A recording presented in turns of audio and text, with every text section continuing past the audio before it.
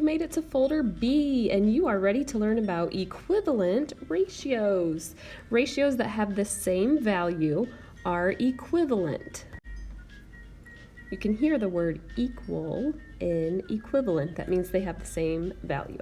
Okay, so we use multiplication whenever we are finding equivalent ratios.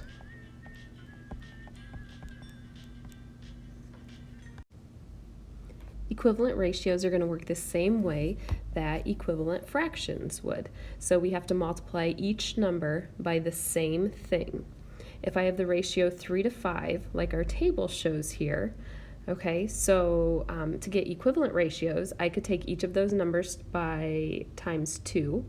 Okay, 3 times 2 is 6, 5 times 2 is 10, so an equivalent ratio would be 6 to 10. I could multiply each number by 3. 3 times 3 is 9, 5 times 3 is 15, so another equivalent ratio would be 9 to 15. Okay, I could take both of those numbers by 10, so 3 times 10 is 30. Hold on here a minute. And 5 times 10 is 50, so another equivalent ratio would be 30 to 50. Okay? The main thing you want to remember is you just have to do the same thing to both numbers, and we're always multiplying. Okay, so what would be some ratios that are equivalent to 8 to 6? Now, if it's hard for you to make an equivalent ratio whenever the ratio is written horizontally like this, feel free to rewrite it as a fraction because that's what you're used to. You've done equivalent fractions before, so it's totally fine to just rewrite it that way. Okay, so if I have 8 to 6, I could say that 16 to 12 is an equivalent ratio because I multiplied them each by 2.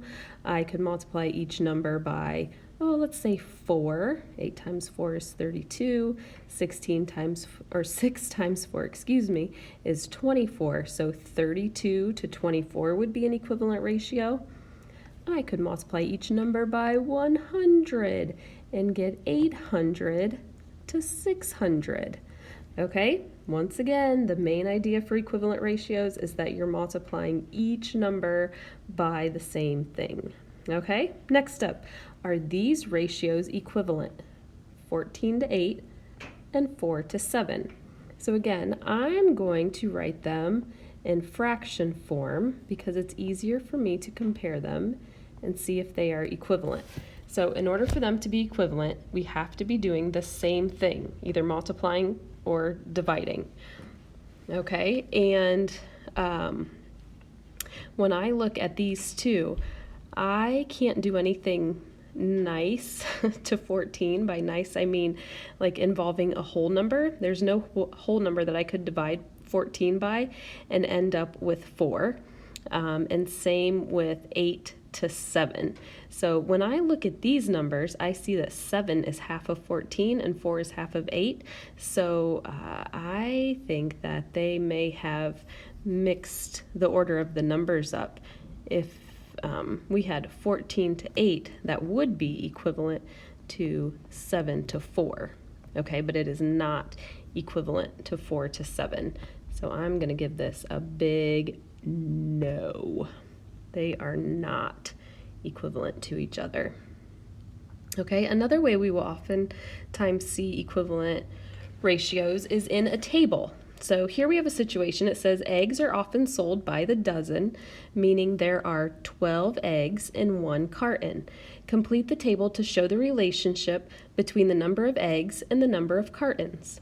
Okay, so in our table we've got eggs here, cartons here, 12 eggs and 1 carton. If I have 2 cartons, I'm going to have 24 eggs. Okay, we're looking at the relationship this way, where we are multiplying or dividing.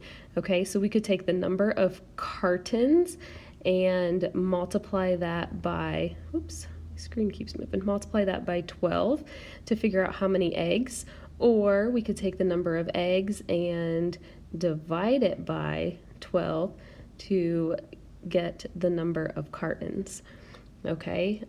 So if I have 48 eggs, 48 divided by 12 would be 4. So I know that I have 4 cartons. If I have 5 cartons, I'm going to multiply by 12, and that would tell me there are 60 eggs. So we can go back and forth to get those missing numbers in there. We just want to make sure that we are always thinking of this as multiplying. Okay, ratios are showing that relationship using multiplication and division. All right, you guys are ready to head on to B2 and practice equivalent ratios.